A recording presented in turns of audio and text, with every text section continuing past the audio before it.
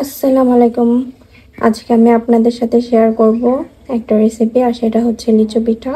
তো দেখেন কিভাবে বানাই। এখানে আমি 1 কাপ চিনি নিয়ে নিয়েছি। একটা বলে আমি 1 কাপ চিনি নিয়ে নিলাম।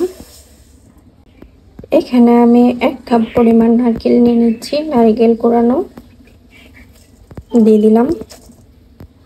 এখানে আমি 1 টেবিল চামচ ঘি দিয়ে দিচ্ছি। এটা অপশনাল, আপনারা চাইলেও দিতে পারেন, না চাইলে স্কিপ করতে পারেন। তো আমি ঘিটা দিয়ে নারকেলটা ভালো মতো মথে নেব। আমি ভালো মতো নারকেলটা মাখিয়ে নেব। নারকেল আর চিনি ঘি দিয়ে যতক্ষণ না এটা পানি ছেড়ে দিচ্ছে, এটা ভালো মতো মাখিয়ে নিতে হবে। এটা মাখানোর পরে যে এরকম হয়েছে, এইভাবে করে মাখিয়ে নেবেন। যেটা মাখানোর পরে এরকম হয়েছে, একটু পানি ছেড়ে দিয়েছে।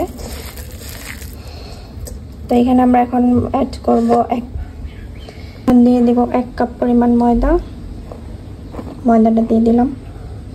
আর এটাতে ভালো মতো মাখিয়ে নিতে হবে। এখানে আমি 1 কাপ পরিমাণ ময়দা দিয়েছি। এখন আমি 1 কাপ পরিমাণ এখানে দিয়ে দিব চালের গুঁড়া। 2টা ময়দা চালের গুঁড়া সমানে সমানে দিতে হবে। এখন আমি আবারও মেখে নিচ্ছি, ভালো করে মাখিয়ে নিতে হবে।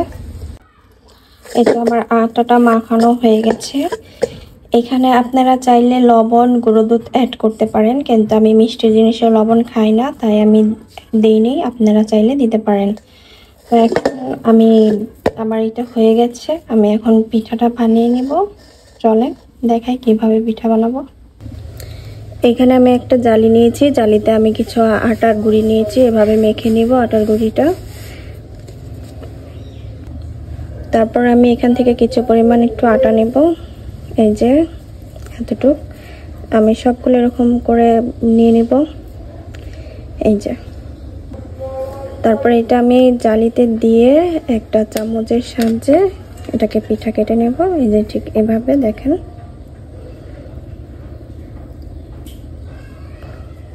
তো এই যে, তো এইভাবে আমি অনেকগুলো একসাথে কেটে নেব। এই দেখুন আমার সবগুলো পিঠা বানানো হয়ে গেছে। সবগুলো পিঠা আমি বানিয়ে নিয়েছি। এখন আমি এগুলোকে ভেজে নেব।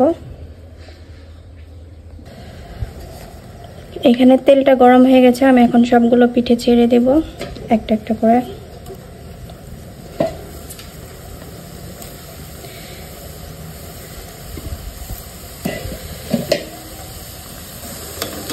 সবগুলো পিঠা ব্রাউন কালার করে ভেজে তুলে নেব।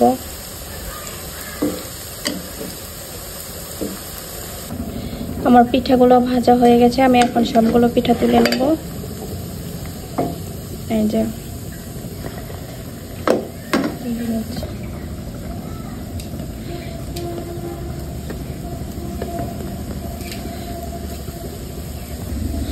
এই যে আমার পিঠাগুলো রেডি, কমপ্লিট হয়ে গেছে একদম। এটা আপনারা বয়মে ভরে 1 মাস পর্যন্ত সংরক্ষণ করে রেখে খেতে পারবেন। এটা খুবই সুস্বাদু পিঠা আর অনেকদিন ঘরে থাকে।